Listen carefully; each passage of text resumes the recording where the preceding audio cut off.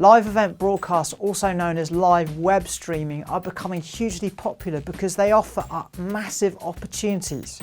How else would you be able to gain access to a worldwide audience? And more importantly, how would an international audience be able to gain access to your event from anywhere in the world without a live stream?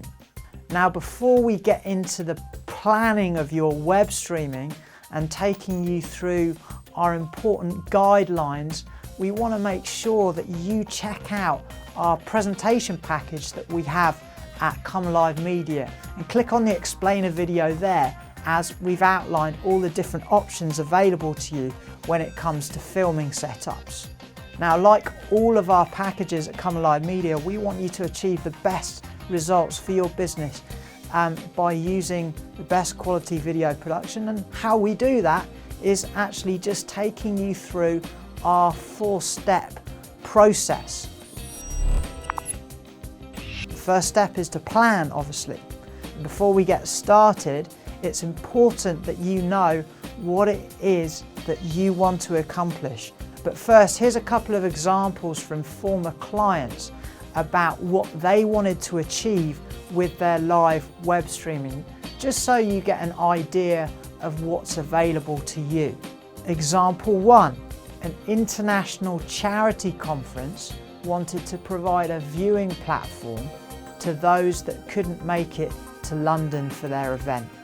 Example 2, the hosts of a marketing conference wanted to open the event up internationally so they could offer people across the world the opportunity to pay to view their content.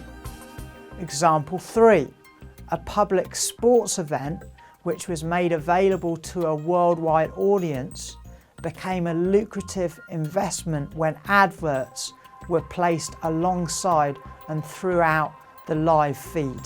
All 3 examples we've just given you encompass all very different event concepts with very different circumstances and business models. And when it comes to your project, we've come to realise that no one size fits all. That's why we always consider our clients' needs individually and do our very best to find a service that we believe would benefit you the best. So first things first, you've got to determine which platform is right for you.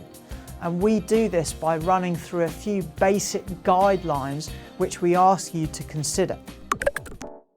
So the first one is analytics. It's a pretty useful tool as it can tell you where your audience are viewing from in a geographical sense and in the web sense. It can also tell you the number of viewers that you've had on and how long that they're staying tuned in for.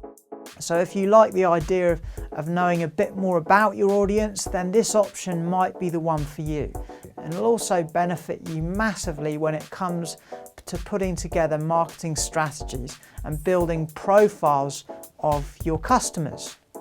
The second thing that you need to consider or think about is your revenue model.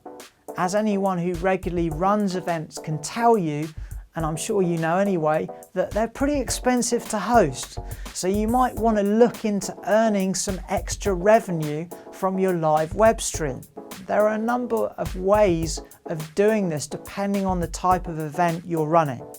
And the main options include pay to view, which allows your audience to watch your event live once they've paid to tune in, and using adverts to generate revenue alongside your live stream. The third one here is broadcast quality. There are 2 main issues that I want to highlight here.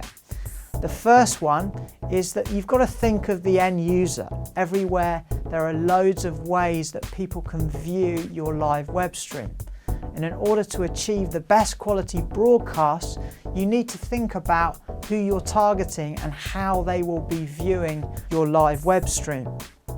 For example, if you wanted to target mobile phone users, then you would look to transmit the video over a 3G bandwidth as well as a 4G bandwidth. Then we've got to talk about content. We need to know what sort of event it is that you're hosting, as this will also determine the type of service we think will work best for you. And some have been specifically tailored for fast action sports events, but if it's just a conference, for example, then that service wouldn't be right for you. 4, branding. You need to think about whether you want a white label option.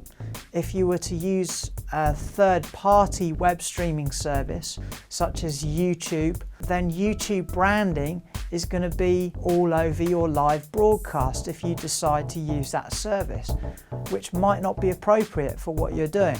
Now, going for the white label option means your transmission won't be branded with anything at all unless you decide to add your own branding. So some people aren't too fussed about this, whereas others think it's one of the most important elements and want their own logos added to the web stream. And so all options can be explored. Just let us know what it is that you're looking for. So the 5th area to consider is audience size. And if it's possible, it's always useful to know roughly how large the audience is likely to be. And so the size of the audience will largely determine which service we choose for you, as the last thing you want is your live stream to go down because the provider can't cope with the amount of people that are viewing it.